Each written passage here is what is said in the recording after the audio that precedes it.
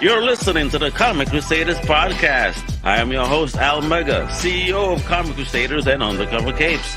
In this show, I'm sitting down with creators from all walks of life to talk about inspiration, process, the lessons they've learned, and a whole lot more.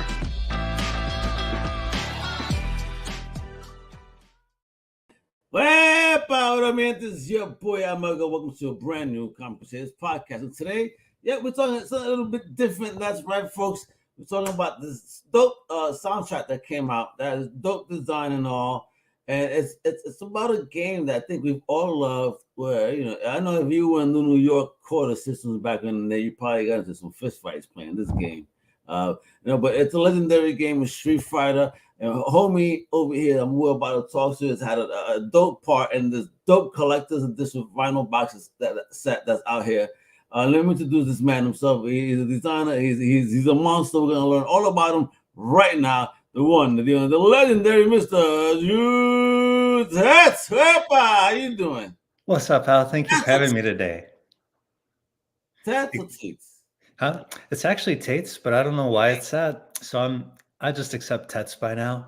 You know what? It's all good. Tetz. All right, bet. Friends just call me Drew, so I'm good. But all right, Drew in the building is all that matters. You know, welcome to the Comic Crusaders podcast. We're about to hang out, we're about to talk, man. Because I got a whole PowerPoint for you're gonna see what I'm talking about, the coolness behind the project, and even a little video of what it looks. It'll make you dizzy, So please don't be on any higher substances while we watch the program, because if you see that, it definitely make you loopy. I mean, like, they're coming off of it. All right, I love it. So talk to me, Drew. We love our good origin story over here. So tell us where you from originally, and I need to know, we all need to know, what was the first thing you ever fell in love with in fandom? Man, so I'm from Washington, D.C. First thing I ever fell in love with, I mean, Nintendo in general. I'm going to talk about Street Fighter just because it's the thing of the day. I can remember super clearly the first time I saw the Street Fighter 2, the box art with Blanka flying out of the alley at Chun-Li, and I was just like, what is happening? And then the pizza place got the stand-up cabinet where it had the two dudes squaring up in the intro, and I was, I could get like one quarter from my mom, and then I would just sit and watch the loop. But that was like burned into my brain. I even have like the childhood drawings I did of E Honda doing the 100-hand slap, just because I was like, this is so sick. And it was before we saw like Dragon Ball and all that. So it was like, wow, this is what fighting looks like.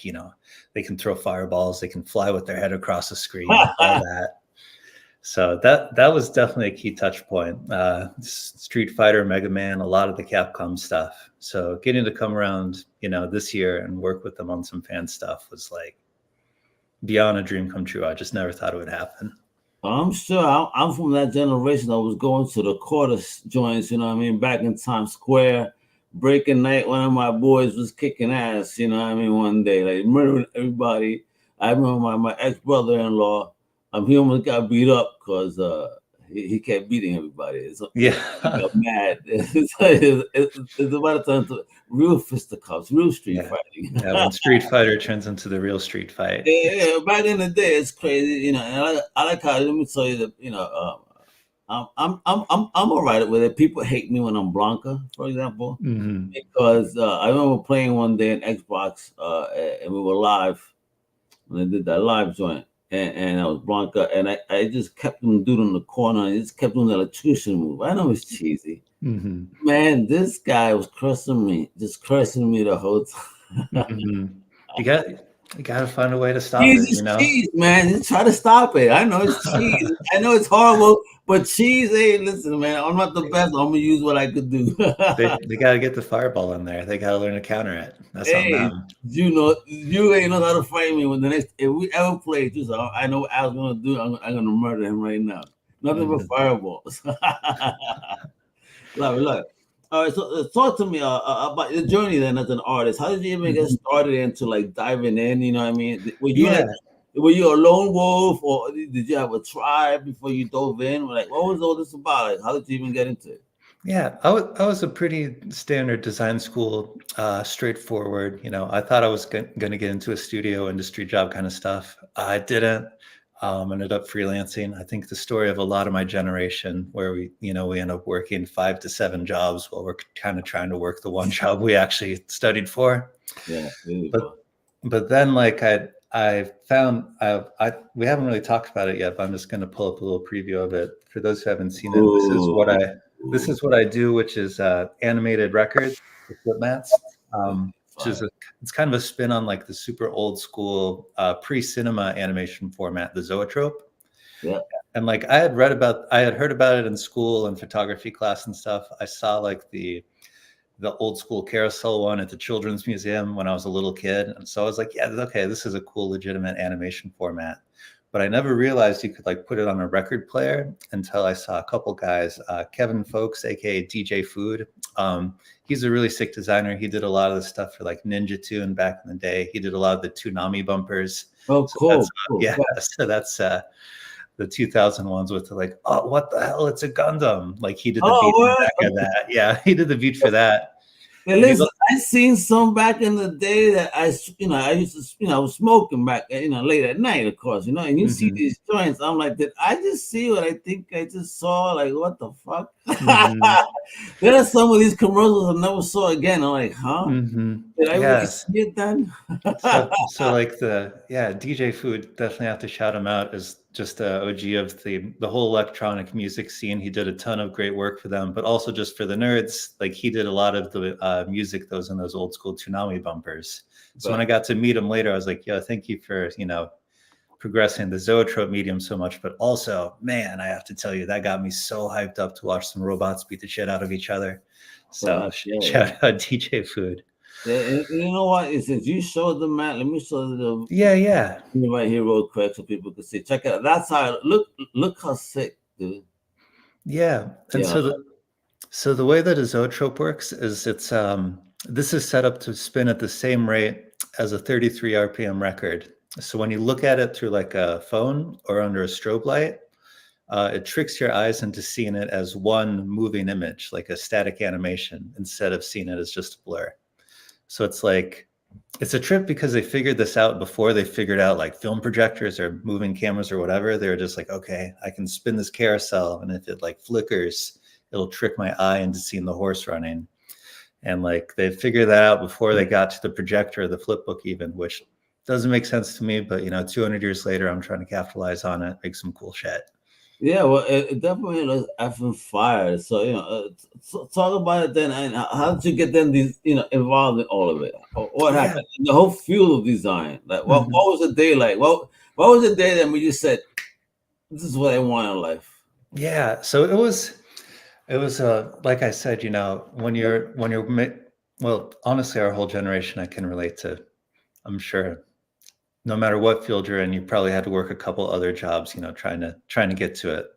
And during one of these other sort of weird side dreams I had going on, for whatever reason, I was babysitting a laser cutter that I had talked my best friend into purchasing, and we were trying to make these like laser cut. It was cool. We made it work. We made our money back. We didn't get rich, so that's sort of the end of that story. But in the meantime, I was like, I have this huge machine in my garage. I need to figure, like, I'm not going to have this the rest of my life. I need to try to figure out how to do as much cool stuff with this as I can before it gets taken back to Ohio and I don't get to play with the laser anymore. So I was looking at the stuff that DJ Food did, the records, and I was like, man, that would be cool if like instead of a print, it was like burned into wood and was like an actual. So I didn't get the numbers right the first time or the second time. It took me a long time of just kind of like tweaking the speed on my turntable and like trying to make it work in animation programs. But like that first time I got it to work and I saw the picture popping up on the camera, I was like, all right, this is sick. I gotta see how deep this rabbit hole goes. And it's been 8 years since then. Just nonstop obsession, staring at my turntable. The early days, my wife thought I was maybe going a little crazy because I was just watching the same 1 second loop, trying to find the loop point, and then just staring at my turntable. Anything change? What are you talking about?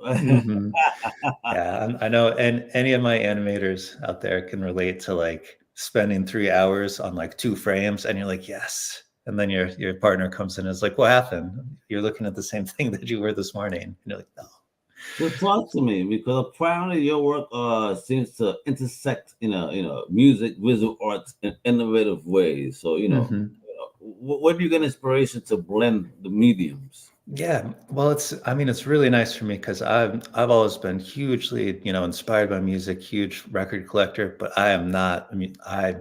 You don't want me anywhere near the keys, and that's all right. I've accepted that. Like me, definitely. I love music. Yeah, I'll put you on, but definitely, please don't put me near instruments. Not even a microphone, please. No, please. So this was for me like a huge, amazing revelation, because it was like I was finally able to kind of dialogue back with this art that was so moving to me, and I was like, man, I can't play the guitar part for this at all, but I can, make something and put that on a turntable that's kind of inspired by that and speaks to that. And I've been lucky enough to be able to work with bands now, and they kind of trust me with their visuals and get to actually put out picture discs with their art on it and stuff. So yeah, it's a trip, man. I don't know how I got here, but yeah, it's all about finding that first opportunity then with a band, especially a band that you like. I mean, how did that feel? Getting that opportunity. Man, it's the craziest thing. Like one of the very first people to put me on is an electronic artist from Los Angeles named Daedalus, and they like I remember listening to their tapes back in high school when I was 16, 17, and so they were one of like the first visuals that I tried to interpret. And they actually saw it on Instagram and hit me up, so we did a music video together. And that, because of their connections in the Los Angeles beat scene, like that got me to do something later with Flying Lotus and a few other people in the Brain Feeder crew. So it's just like, I mean, it's amazing how natural it's been. I can't speak enough gratitude to like how many people just like out of the kindness of their heart put me on to their friends. Like, okay, this guy's doing some stuff we want you to see. Maybe you can do some stuff together. And for me as a designer, like being able to communicate with art that it actually moves me and like maybe actually build on that, give back to that. That's like it's the best feeling in the world, man. I don't know how I got here, but I'm going to hold on to it as long as I can. Yeah, especially with this iconic thing here. I mean, look at this color that's here. Look how your mat fits in. And it's my colors too. The other rapping kid out. Yo, that's right. It's my home right here. Listen to this. Look how beautiful this set, and even that how everything fits in. I mean, for you to be a part of this collection. So, I mean, when they invited you to even do this, they know you even a fan. How did you land this wonderful opportunity? So it was the team that reached out to me. It was Sony / Milan Records, and they were working with the Capcom Japan team. Koyo Sone was kind of the key point putting me on. So shout out Koyo. Yeah, it was pretty cool because we had a little bit of time on it. A lot of times with these projects, it's like, all right, we got 2 weeks, you ready to go? And it's like, all right, we'll see what happens. This time we actually had they wanted to build the best thing they could. And they were like, all right, well, we're working with these artists that made these beautiful illustrations you see here. Those aren't ready yet, but we can give you some of the sketches. And we know it's going to be this blue and orange. We can get you any kind of video that you want. What do you think is going to work? And so from there, we were actually to do a real kind of collaborative process, building back and forth with the team. And it was really great being able to get feedback from them on what was working and what wasn't. One thing I'm going to point out here is this is anyone who's spent any time in the Street Fighter 6 lobbies will definitely recognize that the hurricane kick there is the loading icon. And that worked out really, really well, just because the hurricane kick is it's such an iconic move. I think next to maybe the Shoryuken or Fireball, that's got to be the most iconic move in Street Fighter. So it was smart of them to use it for the loading thing. But then when they passed over those assets and a few other silhouettes like that, I was like, okay, this has to be, we have to put that up front. That's got to be going around the edge like that. Even though I love my homie Blanca electrocuting your ass, there's nothing like the Shoryuken. Is the most iconic thing that has come out of Street Fighter. And we actually got, it's a little harder to see, but in the center we got Ken doing the Shoryuken. You give me 1 second. Hold on, let me get you over to the right. There we go. Get that up. There we go. Yeah, so you can see we got the Hurricane kick around the edge, and those overlap. We got the Street Fighter 6, and then in the center we got Ken doing the Shoryu Ken. Oh, yo, So man. we tried to cram in some extra details there. I must get my hands on this, yo. Yeah. Man. Listen, I have a Street Fighter cabinet in my studio. You know what I mean? Sir. Yes, so sir. Like you want to come down to the studio in Connecticut, Jude? We live up in the Northeast. Let's go, man. I got the you got the arcade one up or one of the full size ones? Up, yeah. Yes, sir. I got the same thing, the Yoga Flame. So I'll put in some. I'll try to put in some work before I come visit. He has threatened me with a Yoga Flame, folks. You hear this? I'm gonna have to train before I come up though, but yeah. And then meet the whole team. So did you get to meet the team that you worked with individually? Or, how was this process? The creative process like? It was definitely all over email. We did get to kind of discuss things, and I got to sort of know individual opinions a little bit. But it was really cool because Koyo again was being sort of the key point with communicating with Capcom Japan and Milan Records and me, because he was also the music supervisor for the game, so he's got his finger on the pulse. And really, it was really cool that he was the one that approached me, because it was like I had heard the music in the game, so I was like, oh, sick, this guy's really serious about it. He's really passionate, and the fact that he thinks I can contribute something to the package, that means a lot. So were there any challenges in the design that you faced? What was that process like? To choose what you chose and build it. Yeah, we definitely, like I said, it was nice having the whole summer to build, because when we first approached it, we didn't really know what we wanted to do with it. We knew that we could do it. Ended up, I think, being really kind of illustrative. It's pretty much just 3 colors, and there's a really strong typography in the silhouette, and that's about it. But at the beginning, I mean, Street Fighter 6, it's got these really bombastic visuals. Anytime you do anything slightly super move or block, there's like 3 big effects on screen. So when we were first looking at it, we're like, all right, we got to get these ink splashes in. We got to get the pink explosion when you get the jury kick. And it turned out that was not the best fit for the medium. So there was, about a month or so when I was working through it, I was digging through clips and trying to set it up, and we had to kind of look at it and be like, okay, this isn't it, and that's okay. We're gonna take a step back. At that point, I actually went back and looked at like the Street Fighter 2, Street Fighter 3 sprite sheets, like the arcade ones. So it's like, man, these are so iconic. Like, how are they? You can always, because players much better than me are like counting the frames and the shit. Like, okay, I know the kick's gonna come here because it's up here. And that, like, to an animator is like really inspirational, because it's like, okay, they got these strong silhouettes. How can we get that and get something super clean? And when I put together some of those demos using like the Street Fighter 2 sprites, they're like, oh, we got something perfect for that. And they slid me over those loading screen animations with the silhouettes, and that was like, okay, this is perfect.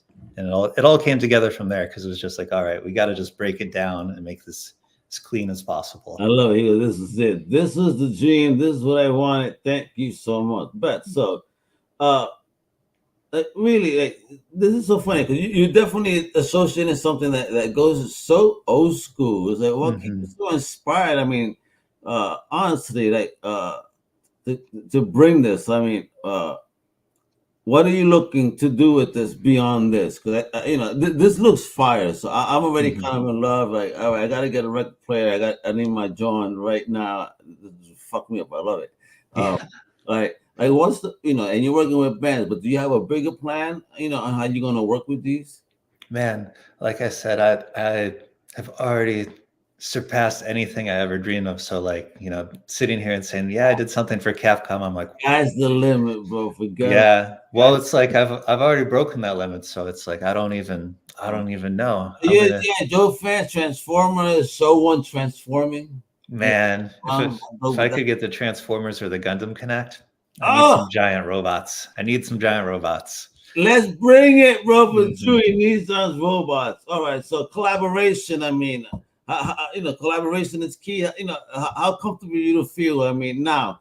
I mean, when you're working during COVID and now post-COVID, how you handling it? Are you actually even seeing your fellow collaborators, or are you still in this semi-lockdown state? I'm definitely a hermit. Like I live out in rural Georgia, so I don't see too many folks besides like my cat and the supermarket checkout.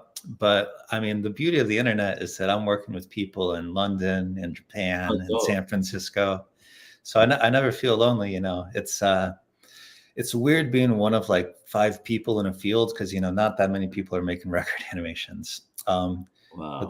But doing it in 2024 compared to like 2004, like the fact that I can send Kev an email, or like if I don't have time for a job, I can push it to someone who knows what they're doing, and like I'm like, okay, and I know that this record is going to be sick because T-Ken is working on it.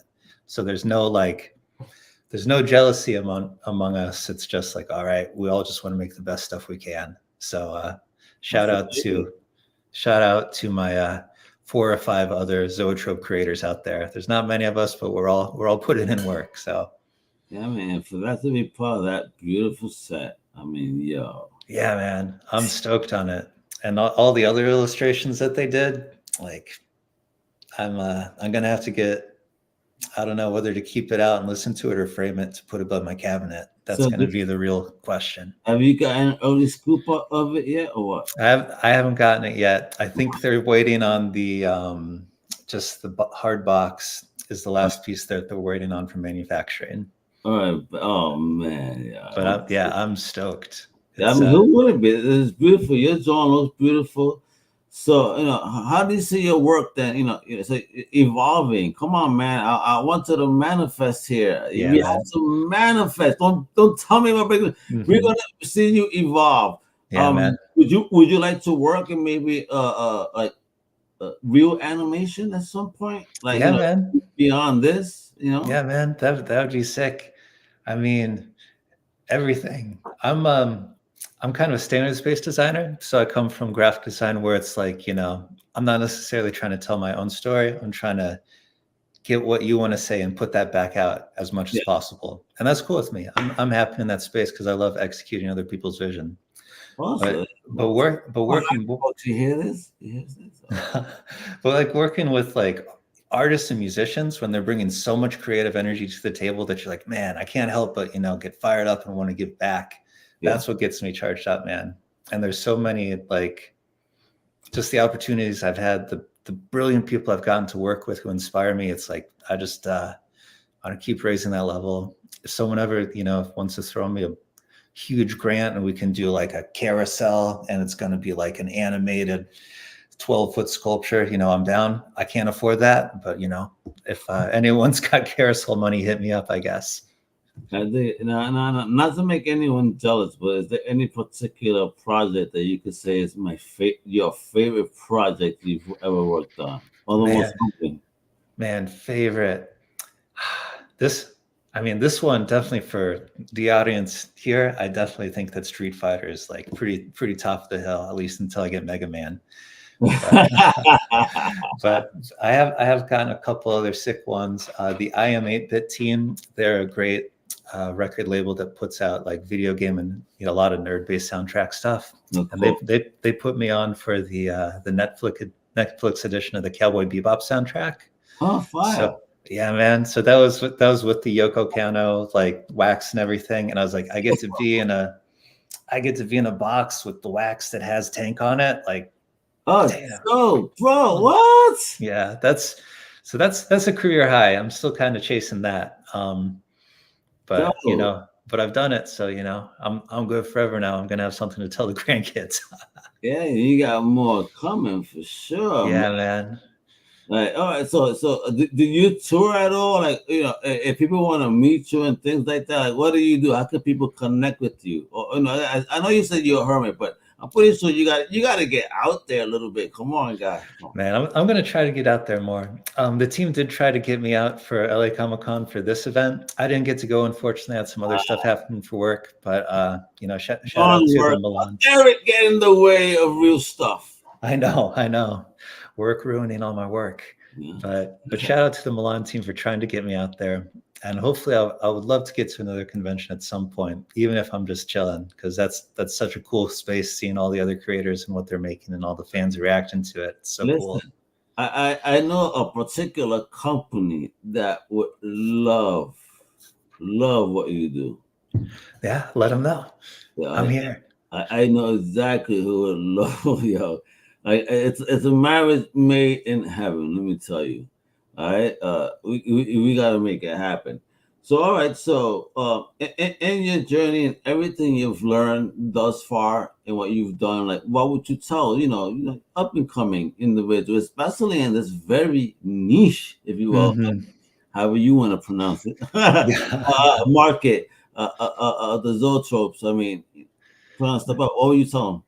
Man, I would just say that I'm sure that I think most of us who are in this space, like we don't mind calling ourselves nerds. We don't mind calling ourselves fans. Like we love what we love and we want to give back to that. A lot of my best opportunities have come from just making fan art. I could say it's a tribute piece or try to make it seem high and mighty, but really it's like, yeah, man, this is such a cool thing. I want to study this. I want to show my love for this. And like, that's what led to me getting the Cowboy Bebop gig, was that I had done just a fan piece of the intro because I love that show so much. So if you're out there, studying anime characters or copying GI Joe sculptures or whatever, like just keep doing it. You may not end up getting exactly like working on the show that you want, but you may end up doing something that you never thought would do, that wouldn't exist without you, following that path and really genuinely embracing the things that influence you and make you you. So, don't be ashamed of fandom. Just keep doing it. Let it polish up your skills, and they'll come to you. They'll make something cool out of it. I love it, love it. So, I did want to ask one of the questions that I forgot to ask. Is like, the design of the zoetropes. I mean, from back then, obviously, because you said Mhm. it was an old school thing Mhm. that predates even film. And Mhm. so now, how do you create? Are you using the old school style? Are there new tools available that make it Yeah. easier? I mean, Yeah. I I think got I gotta just say shout out to anyone in 1865 that figured out how to do this with a pen and paper, because I would be dead in the water. Like that just makes no sense to me. Now I rely heavily on After Effects and Photoshop. oh, Yeah, like I love, I try to work analog as much as possible, but when it comes to like actually laying out the frames and bending it into a circle, I'm not going to figure that out on my own. That's a lot of math. So shout out Adobe for making this possible. Don't know how the pioneers got that one done. I'm going to leave that secret to them. I And think it was probably the pioneers that built Adobe because they said we're tired of this shit. Hold mhm, on, mhm. that's crazy. I dig it. All right, so cons. Hopefully, all right. We've talked Hopefully, about great advice. That's what the people got to do. We got a dope project, all right, and any dream project. Honestly, the dream. Let's plan man, the real dream. The man. real dream, other than the big robots, I want you to name these specific robot. This is the power of manifestation, my brother. Yeah. I mean, Nothing. we're This here. big We're robot we're you want. talking. We're here. We're talking Capcom. I just gotta say, Mega Man 2, in my opinion, best game soundtrack of all time. That's If that ever gets a vinyl release, you know where to find me, Capcom. there we go. Give him Mega Man Cap. You heard it. Drew is open for business. His lines are open right now because it is gonna drop. I mean, if they're doing this, when's the anniversary of that? You know what I mean? Man, that's a good question. That's an That's older when it's one. gonna drop, and that's when you gotta give them, give them the Drew whip out, and Hmm. that's that, bro, right there. Yeah, Yo, I got to make some new fan art now. yeah, rock it, bro. Because what you've done here is amazing. It's beautiful. This Thank whole you, site bro. looks dope, but your joint here, like it's mesmerizing. It's something that is so it's gorgeous. And again, so different. Old school, like you said. You know what I mean? But Yeah, bringing it now, and bringing us to our generation, it is fire. I mean, we yeah, even kind of see that in the horror movies, don't we? Like when the horror yeah. movies, the little thing is going around because it's kind of going in motion and scares the shit out of you. But those Hmm. folks, you will not scared. Ooh, Maybe a horror one for you would be pretty cool. That would be tight. That would be a new area, and I would be in for it. Yeah. Any horror icon you would prefer to Yeah, John Carpenter, man. It's got to be John Carpenter. Any particular John Carpenter product? Man, probably the Thing is the sickest soundtrack, probably, right? But it is. I'd have to think about visuals too. John Carpenter's still making music too. I want to put that damn head on it, you know. Yeah. It'd be creepy as fuck crawling. Mm-hmm. Love it. Well, dude, you're awesome, bro. See, guys, this is a real fan of the dope project. Let me bring this up on screen. The overall project. I mean, it's beautiful. It's available. Get that money out there. I mean, look at that. Look at that. A whole fire team made that. If you miss the pictures, then you have to put the show on rewind. I ain't gonna show you again, right? You gotta put it on rewind. For those that are on the audio, visit the YouTube Comic Crusaders World, because that's where you gotta watch it right now. And if you want to follow Drew, go to Instagram. All right, Drew Tetz, right? Yeah, Tetz. Tetz. It's all good. It's all good. It's all good, man. No, man, no, it ain't good. I'm sorry. Then look, let me get the website right. DrewTetz.com. Yes, sir. Appreciate you. All right. And then you got to go to get the soundtrack. You know, so I have the link below in the notes as well. But it's a Street Fighter OP. That's where you're gonna get that dope thing. And hopefully, one day he will come out of seclusion in his Hermitsville town and be available to sign that mat as well for us. Because that's what we want, Drew. One day. We got to meet the man, especially after he does the Mega Man album, the Thing album, and the next big robot album, whatever it is. You know what I mean? Yes, sir. All right. So everything's getting manifested. We have spoken it, and it will be. All right, folks. And that's what we do at Comic Crusaders. We manifest. Listen, thank you for joining, everybody. Everybody who's been tuning in. You guys, please again follow. All the notes are below. You know, support my team, Comic Crusaders, and my other squad over Undercover Cape, especially the Old Timers Comic Book Show. They're approaching 100. Wow. I mean, even the show's getting old now. They talk about classic comic books. They probably, you people complain about the new stuff. They put you onto some classic stuff, for you to check out that you probably have not read. So new to you, right? There we go. Hasta la próxima, mi gente. Much love. I appreciate you. I'm Omega, and hasta la próxima. All right, thank you, sir. Thank you for listening to the Comic Crusaders podcast. If you like the content, please subscribe and turn on notifications. Also, please visit comiccrusaders.com and our extended podcast family over at undercovercapes.com. And also, make sure to download the Comic Crusaders app on the Google Play Store today.